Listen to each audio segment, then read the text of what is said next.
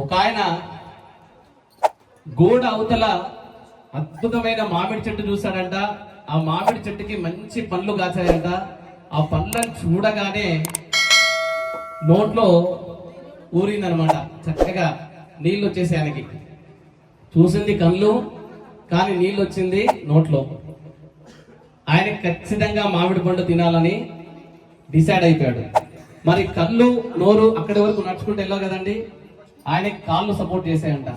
చక్కగా అక్కడికి వెళ్ళాడు, కళ్ళతో చూశాడు, ఊరింది నోట్లో, కానీ వెళ్ళింది అక్కడికి కాళ్ళు. కానీ కాళ్ళు దెబ్బతాయండి. మామిడి మామిడి పండుని కాళ్ళు దెబ్బగలుగుతాయా? ఎవరు అవసరం కావాలి?